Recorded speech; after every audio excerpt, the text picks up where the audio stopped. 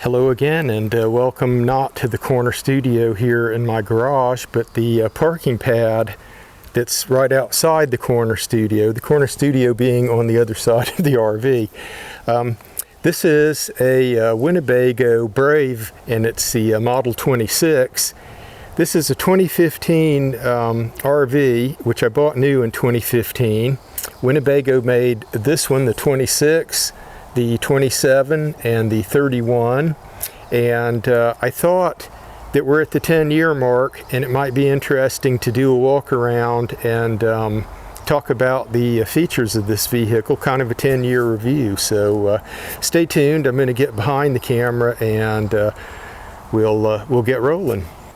So we're at the driver's side corner, and I'll just pan around where you can get a better look at this guy. It's tall, it's wide. You feel that when you're driving it due to our yard layout and the bushes and things. I'm having a hard time backing up far enough for you to get a good look at that, but let's walk up here a little closer and I'll point out some of the compartments. This is just a big storage compartment here. This compartment is where the generator lives. You get to it from there, and over here this is a small storage compartment. Mostly it's consumed by stuff that you use for the electrical hookup, the city water fill. There's where you get rid of gray water and black water. So we're over on the left side of the vehicle, the passenger side, and about midway down you can see where the entry door is, and that's the only entry and exit into and out of the vehicle. From this view you can see that the Winnebago sits up kind of high. This one was equipped with a really heavy-duty chassis. I believe it's a bus chassis as opposed to a kind of a van chassis, which they put a lot of RVs on nowadays. The other thing that you can notice here is the windows there where the passenger and driver sit.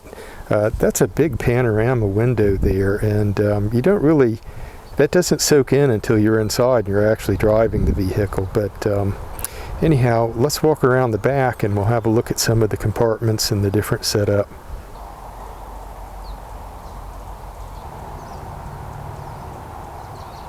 So we've started on the passenger side, and this is the rear storage compartment. And we haven't overfilled these compartments. There's another one there that's practically empty where I'm pointing. That's the entry into the RV there. So we'll take a quick peek in there. Battery compartment in here. This is storage. And the door is right now latched, covering part of the storage, but you can see there it's a pretty good compartment, and we basically don't end up using all of the storage that we have. This is where you service the propane.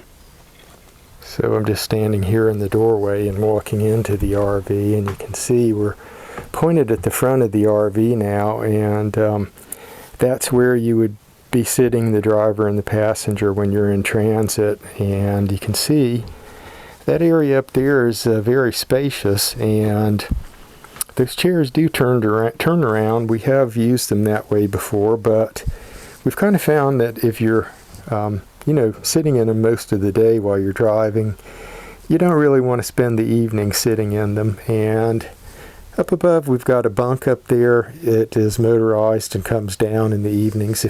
Now I'm standing in the back facing the front, and this is as far back as you can stand without climbing into the back bunk bed. And you can see that it's almost like a living room, and we've got our little kitchen here. That's a propane operated stove and oven. Microwave runs off of electricity. Sink over here, refrigerator and freezer. You can see that there's plenty of pantry type storage, and we're looking at the back bunk there. That's quite comfortable. We've upgraded the mattresses where we actually sleep. Up above there is another bunk that by pushing a button, it's motorized, it will come down. Mostly it's storage for blankets and odds and ends up there. This vehicle, there's another little compartment for storage. It's got so much storage in here, we just don't even use all of it. This is where you test your levels. Black water, gray water, fresh water, propane, and a battery charge. You turn your water pump on here, your hot water heater.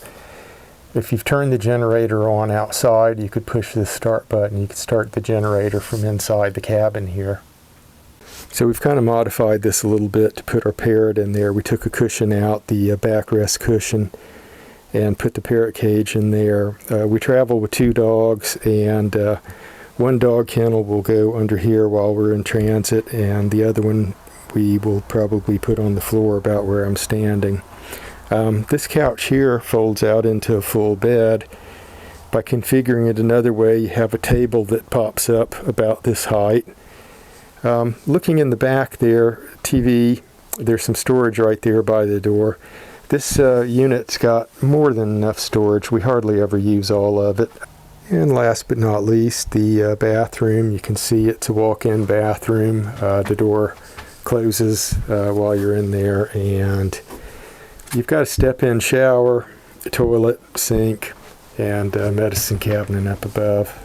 So we've kind of done a quick tour of the inside and the exterior, and I thought I'd give you a little bit of background on this. We bought this RV new back in 2015. We put about 15,000 miles on it, and the price that we paid back then was $83,000.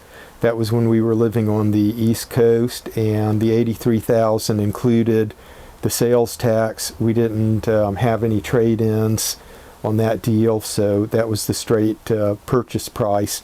Now, in general, RV dealers, they have a retail price on RVs that is pretty high, and usually the RV dealers have kind of an asking price that's a good bit lower than the retail price, and you work back from there when you're trying to do a deal on something. And we feel like this unit, it is a Ford F53 engine and chassis, and Winnebago, I think, did a good job of the build that we have here inside. The noise is not too bad when you're going down the road. Mostly the systems have all continued working here after 10 years. We've not had, a lot of the kind of problems that you hear other people sometimes talking about with their RVs and systems failing and this kind of thing. We've tried to keep the RV in good shape and, take care of maintenance issues and that kind of stuff. A lot of things we're able to do ourselves out here, and part of the thing with, getting stuff to last is, I guess, just taking care of it. So, with our vehicles, tractor, whatever, we try to, along and along look after it. But as far as, the prospects here for the RV, we've kind of decided to hang on for this a while longer, because at one point in the spring we were kind of out shopping. We were looking at travel trailers, and we were also looking at drivable RVs and checking the price and the features and what we already own.